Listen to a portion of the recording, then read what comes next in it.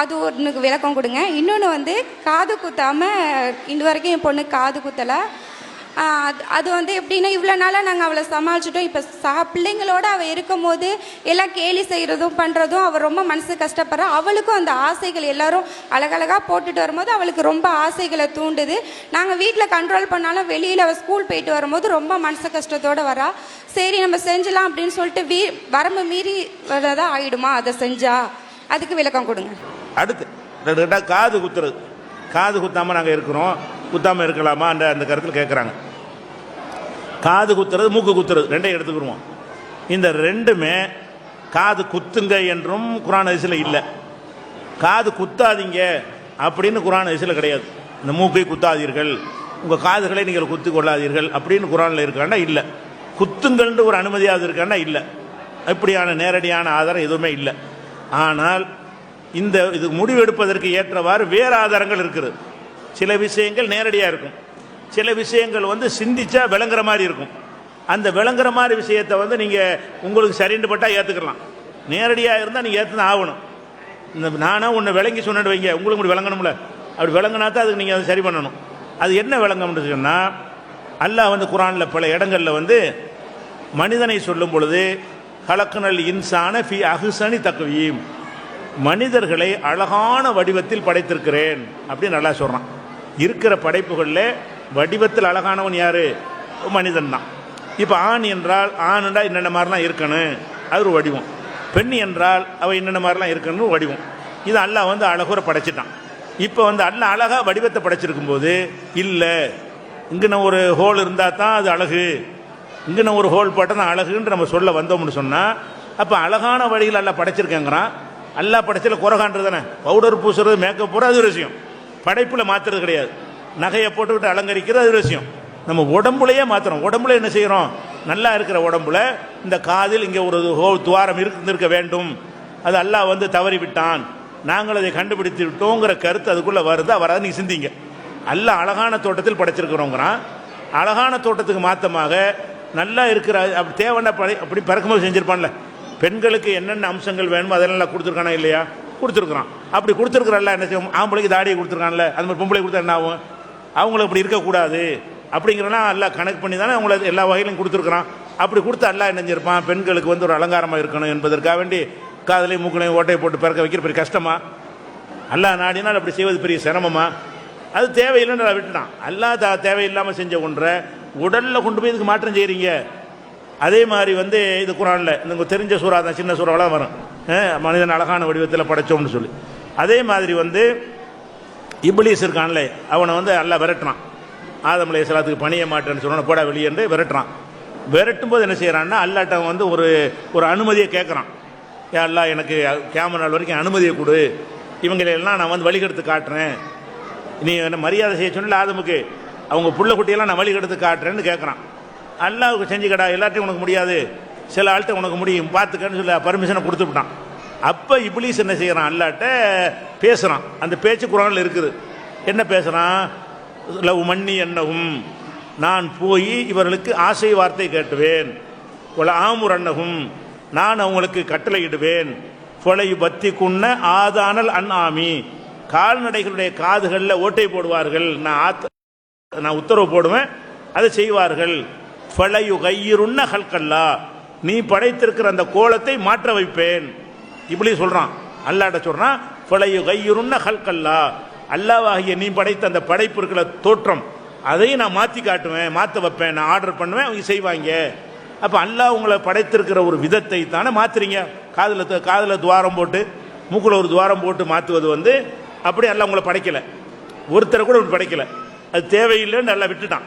அப்படி ஒரு விஷயத்தை எடுத்துக்கொண்டு நான் இது போட தான் செய்வேன் அப்படின்னா, இது இப்லீஸ் சொல்லி தான் நம்ம செய்கிறோன்னு அர்த்தம். இப்லீஸ் தானே ஏவி இருக்கிறான்னு அர்த்தம். நான் உத்தரவு போடுவேன், அவர்கள் மாற்றுவார்கள்.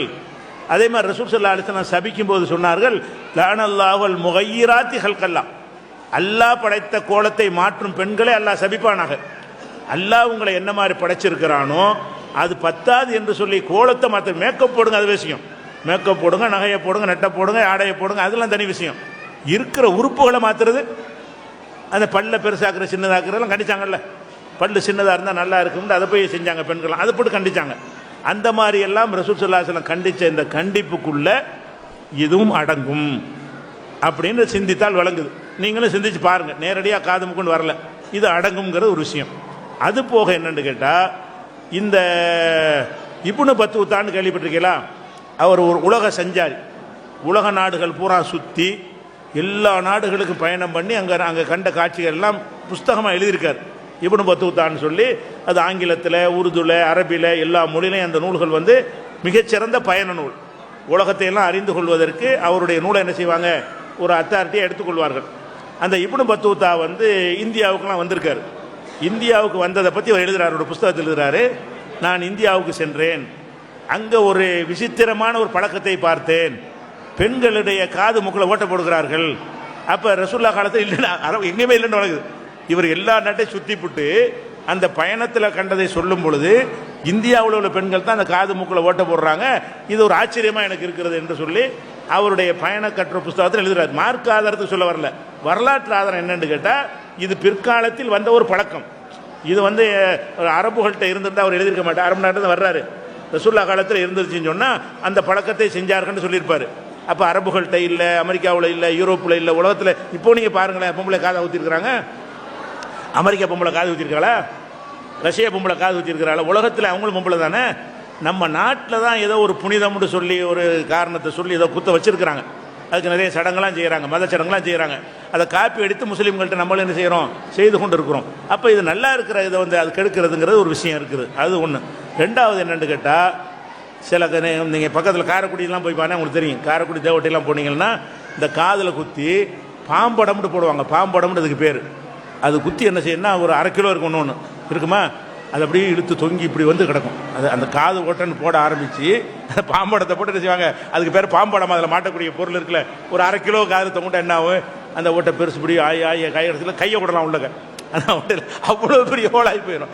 இப்படியெல்லாம் செய்கிற காட்சியை பார்க்குறோம். இதெல்லாம் வந்து இது என்ன அங்கோடைய விடுது பாருங்கள், இப்படி காட்சியெல்லாம் பார்க்குறோம். இதெல்லாம் வந்து அல்லாஹ்வுடைய படைப்பை வந்து ஒரு கேலி செய்கிற விதமாக இருக்குது. ஒன்றே ஒன்று இருக்குது, என்ன செய்வாங்கன்னு கேட்டால் ஒரு ஆதாரம் ஒன்று காட்டுவாங்க. என்ன அதையும் தெரிஞ்சுக்கணும்ல, அந்த ஆதாரத்தை நாளைக்கு கூட சொல்லுவாங்கல்ல, நானே சொல்லிட்டா நல்லது தானே. என்ன ஆதாரம் சொல்லுவாங்கன்னு கேட்டால், ஒரு பெருநா தொழுகைக்கு ஆண்கள் வருவாங்க, பெண்களும் வருவாங்க. ரசூல்லா காலத்தில் வந்து ஆண்களும் வருவாங்க, பெண்களும் வருவாங்க. பெருநா தொழுகை ரசூல்லா பயான் பண்ணுறாங்க. பயான் வந்து பொம்பளைகளுக்கு கேட்கல, மைக்கெலாம் இல்லை அந்த காலத்தில், மக்கள் தொகை ஜாஸ்தியாக இருக்குது. மைக் இருந்தால் கேட்கும், மைக் இல்லைன்னா இது மைக் ஆஃப் பண்ணிட்டா நான் பேச உங்களுக்கு விளங்காது. அப்போ அந்த மாதிரி இருக்கும்போது ரசூல் ஸல்லல்லாஹு அலைஹி வஸல்லம் அந்த ஆற்றிய உரை பெண்களுக்கு எட்டலைன்னு தெரிஞ்ச உடனே ரசூல் ஸல்லல்லாஹு அலைஹி வஸல்லம் பிலாலை கூப்பிட்டுட்டு வான்னு சொல்லி அந்த பெண்கள் கடைசியாக இருப்பாங்கல்ல அங்கே போகிறாங்க. அங்கே போய் அங்கே ஒரு பயான் பண்ணுறாங்க. இந்த பயானை கேட்கல, அவங்களுக்கு பெருநாளில் இந்த உரை கிடைக்கல, அவங்களுக்கும் கிடைக்கட்டுமே என்று சொல்லி அவங்களுக்கு ஒரு பெருநாள் ஒரு 2 உரை நிகழ்த்துறாங்க. ஆண்களுக்கு ஆற்றிய உரை பெண்களுக்கு கேட்கவில்லை என்று சொன்னால் இன்னொரு உரை நிகழ்த்தலாம் அப்படிங்கிறதுக்கு ஒரு ஆதாரமாக எடுத்துக்கலாம். அது ஒன்று. போய் பயான் பண்ணுறாங்க. பயான் பண்ணும்போது தர்மம் செய்யுங்க, தர்மத்தை கொண்டு தான் நீ நரகத்திலிருந்து நீங்கள் தப்பிக்க முடியும்னு சொல்லி தர்மங்கிற தலைப்பில் பேசுகிறாங்க. ரசூல் ஸல்லல்லாஹு அலைஹி வஸல்லம் வந்து சதக்காவை பற்றி பேசுகிறாங்க. அப்படி பேசி முடித்த உடனே பெண்கள்லாம் என்ன செய்கிறாங்கன்னு கேட்டால், அவங்களால ஏன்றதை வந்து நாங்கள் தர்மம் செய்கிறோன்னொன்னே பிலால் இப்படி துண்டை விரிக்கிறார். எல்லார் பக்கமும் கொண்டு போய் உங்களை வாளி ஏந்தினாங்கல்ல, இப்போ இந்த வாளி ஏந்திரக்குன்னா அதிக ஆதாரம் இருக்குது, இதுலேருந்து ஆதாரம் இருக்குதா வசூல் பண்ணலாங்க இருக்குது. அந்த மாதிரி என்ன செய்கிறாங்க, பிலால் வந்து அவர் துண்டை விரிச்சுட்டே போகிறார். அவங்கவுங்க காசு உள்ளவங்க காசை போடுறாங்க, அது எதை போடுறாங்க. அதில் வருகிறது அவங்க காது வளையங்களையும் வளையல்களையும் போட்டார்கள் வருது. காது வளையம் போட்டார்கள்னா காது குத்திருக்காங்கன்னு இது ஒன்றை வச்சு காட்டுவாங்க. இந்த காது குத்தலாம்ங்கிற கட்சிக்காரங்க என்ன செய்வாங்கன்னு கேட்டால், இந்த பெருநாள் உரையில் வரும் பொழுது அந்த பெண்கள் காது அணிகளையும் அப்புறம் வந்து வளையல்களையும் மோதிரங்களையெல்லாம் அள்ளி தர்மமாக போடுறாங்கன்னு வருது. மோதிரம் பஞ்சாயத்து இல்லை, அது போட்டுக்கலாம். வளையல் பஞ்சாயத்து இல்லை, இந்த காது அணின்னு வருதுல்ல. அப்போ என்ன விளங்குகிறது, காது குத்தலாம் என்று விளங்குகிறது. காது குத்தினா தானே காதில் வளையம் போட முடியும், காது அணிகிறதா இருந்தால் அப்படிங்கிற அர்த்தத்தில் வந்து சொல்கிறாங்க. அது மறுக்க முடியாது. காதணின்னு அதுதான், காதில் போடுறதான் காதணி. ஆனால் அதில் என்ன விளங்கணும் அப்படி விளங்கணும். என்ன விளங்கலாம்னு கேட்டால், காது குத்தலாம் என்று அதில் விளங்க இயலாது. என்ன விளங்கலாம், ஏற்கனவே காது குத்தி இருந்தால் அது நீங்கள் தூர்க்க தேவையில்லைன்னு விளங்கலாம். ரசூல்லா அதை காது குத்துனதை தடுக்கலை, அதுதான் அதில் கிடைக்குமே தவிர ரசூல்லாவுக்கு முன்னாடி ஒரு பொம்பளை உட்கார வச்சு காது குத்துனாங்கன்னு காட்டினா தான் காது குத்துறதுக்கு அங்கீகாரமாகும். முன்னரே நீங்கள் தௌஹீதுக்கு வரும்போது குத்திருப்பீங்க, அதுக்காக வேண்டி அதை போட்டு அடைக்கணுமா? முன்னாடி செஞ்சாச்சு, செய்கிறது தான் தப்பு, செஞ்சுட்டா என்ன ஆகுறது? அந்த மாதிரி தான் அந்த ஹதீஸை இணைச்சினா அதையும் ஏற்றுக்கிறணும், அதுவும் ஹதீஸ் தான். எனக்கு ஹதீஸு உனக்கும் ஹதீஸுன்னு போய் சொல்ல முடியாது, எல்லாத்தையும் நமக்குள்ள தான். ஹதீஸ்னு வந்துருச்சுன்னு சொன்னால் இது எங்கள் ஹதீஸ் இது உங்கள் ஹதீஸ்ன்னு பிரிக்க முடியும்? எல்லாருக்கும் அந்த ஹதீஸ் தானே. அதுக்கு நம்ம கட்டுப்படணும். அந்த அந்த காதணியை கலட்டி போட்டார்கள் என்பதை நம்ம என்ன முடிவுக்கு வரலாம்? அப்போ காதை சிதைக்கக்கூடாது, அந்த உருவங்களை சிதைக்கக்கூடாதுன்னு இருக்குது. அது சாபத்துக்குரியன்னு அதையும் நம்ம கவனத்தில் கொள்ளணும். இதை ஏற்றுக்கிட்டு அதை மறுக்கக்கூடாது, அதை ஏற்றுக்கிட்டு இதை மறுக்கக்கூடாது. ரெண்டையும் ஏற்றுக்கிற என்ன செய்யலாம்? அந்த காதணி என்பது ஏற்கனவே குத்தி இருப்பார்கள், ஜாகிலியா காலத்தில் இருந்திருக்கும், அந்த இதில் போட்டிருப்பாங்க. போட்டதை ரசூலா என்ன செய்யலை, தடுக்கவில்லை. இப்போ நீங்கள் காது மூக்கு குத்தி இருப்பவர்கள் முன்னாடியே குத்தி இருந்தீங்கன்னு சொன்னால் அதை நீங்கள் பயன்படுத்தி கொள்ளலாம் அப்படிங்கிறதுக்கு இந்த ஹதீஸ் ஆதாரமாக காட்டலாமே தவிர காது புதுசாக குத்தலாம் என்பதற்கு ஆதாரமாக காட்ட இயலாது. இது இரண்டையும் இணைத்து வைக்கக்கூடிய ஒரு விளக்கம். இது ரொம்ப நேரம் விளக்க வேண்டிய ஒரு தலைப்பு. இருந்தாலும் onlinepj.in இந்த காது மூக்கு குத்தலாமான்னு எழுத்து வடிவிலையும் கட்டுரை போட்டிருக்கிறோம், வீடியோ வடிவிலையும் நீண்ட நேரம் பேசின வீடியோ இருக்குது. அதில் கூடுதலாக பார்த்து தெரிஞ்சுக்கணும். அடுத்து